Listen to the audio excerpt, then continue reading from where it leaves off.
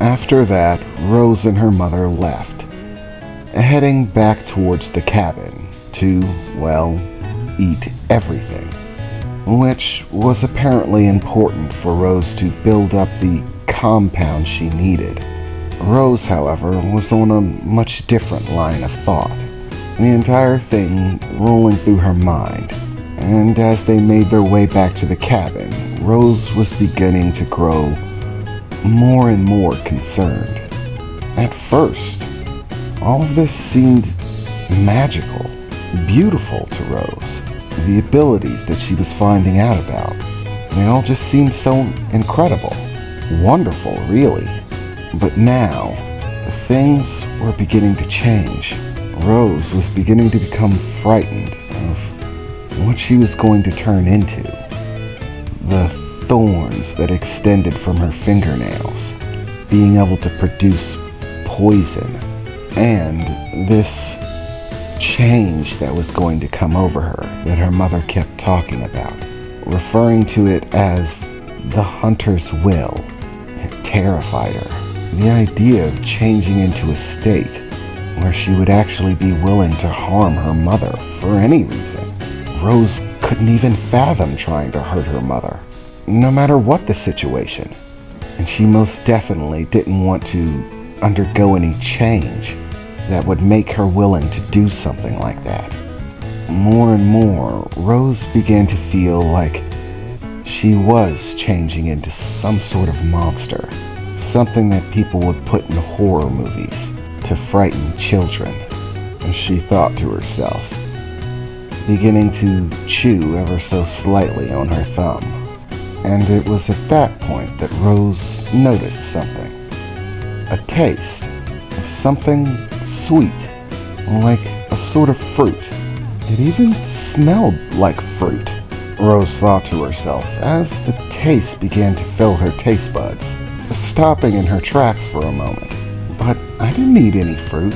I haven't even touched any fruit, she thought to herself, taking her thumbnail out of her mouth and beginning to look at her hands. As she did, she began to clearly smell it now. An aroma like fresh-cut melon that seemed to emanate from her fingers. They smelled sweet, and based on the taste, if she were to try to place it, it tasted something like mango, but with a little bit more of a citrusy taste to it. It was actually quite good, and smelled very fragrant. But what was it? Growing more curious, Rose took her pointer finger, putting it in her mouth and giving it a taste. And there it was, a citrusy, fruity flavor that actually tasted very good. So good, in fact, that Rose found herself licking her fingertips to get as much of the taste as she could. "Rose, what are you doing?" her mother announced, stopping in her tracks as well and looking back, noticing that Rose had stopped moving. And as she did, seeing Rose sucking and licking her fingertips. Rose, stop that right now!" her mother shouted as she dashed over, pulling Rose's hand away from her. What did I do?" Rose said, completely startled at her mother's reaction. "What were you doing, Rose? What were you thinking?" I'm sorry. It's just I noticed the smell and the taste. I was biting down on my thumbnail, and I noticed there was a sweet taste to it. And it seems like the taste is coming from my fingers. It's like a fruit." Rose's mother gave her a very confused and concerned expression, then began to look at Rose's hands, furrowing her brow a bit, before leaning in and giving Rose's fingers a sniff. After which, a somewhat surprised expression came over her face. "Delcara, your fingers smell like a Delcara fruit." "A Delcara fruit?" Rose replied. "Yes, it's a very common fruit-bearing plant that grows on our home world. It is quite delicious. We often mix the juice that we gather from harvesting that fruit with nectar, It's a very common drink that we drink mostly for satisfaction, usually made during celebrations. Okay, Rose replied. So why do my fingers smell like this Delcara plant? Or Delcara fruit? Her mother looked very concerned for a short time as she stared at Rose's fingers. It's your toxin, her mother said. What? Rose replied, feeling shocked for a moment, but as she thought about it, she remembered that it was only a very short time ago that she first called upon the toxin that ran across her fingernails and fingertips, the strange water-like liquid with a yellow tone. For whatever reason, Rose, the toxin that you produce seems to have a sweet scent and taste to it. Strange, her mother replied. Normally the toxin of an okar has a very unpleasant fragrance, a sort of musk. It is toxic and smells as such. But yours seems to be different, she said, as she suddenly put down Rose's hand and began looking over Rose herself. Are you okay? Tell me, are you experiencing anything strange? Feeling nauseous or dizzy? Beginning to see spots or having changes in color palette? Perhaps warped vision? Or feeling weak or sleepy? Maybe even sick? Anything at all, Rose? Have you experienced any changes? She said, clutching onto Rose's face and looking her in the eyes. This is very important, Rose. You need to tell me if you feel anything. No, Rose replied. I don't feel anything at all. I just feel normal. Her mother sighed, what seemed like a breath of relief. You have no idea how dangerous that could have been, Rose. You just ingested your own toxin. Thankfully, at least thus far, it appears that you are immune to it, and that your own toxin doesn't affect you yourself, which seems to make some measure of sense. But what I still can't understand is why your toxin has a sweet scent, like Dakar fruit, and even tastes like that, apparently. To be honest, it doesn't seem to make any sense, normally. But, her mother said, as she started grasping her chin very slightly, trying to think it over. The King of Atlantis, Jax, in his little scan, he said that there was an intermingling between the glands that are in your palms and the glands that are in your fingertips.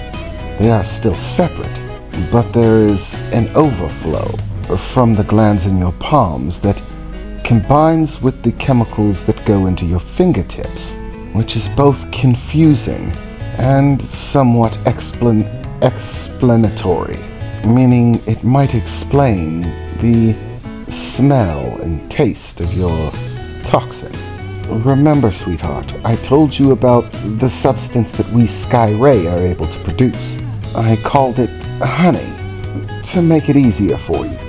Well, this substance always has a very sweet taste and smell, and we produce it from the palms of our hands.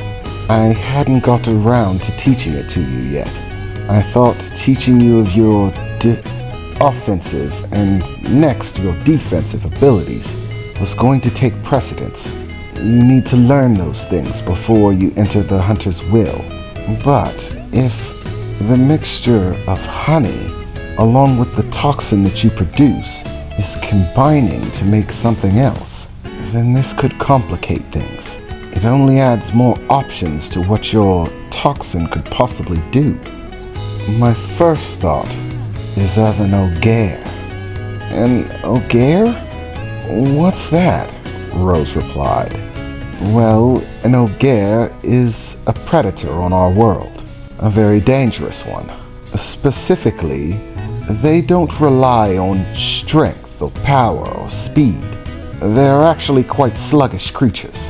If you ever notice one and are more than a few paces away, then there's no question that you'll most likely be safe. A brisk walk is more than enough to outrun them.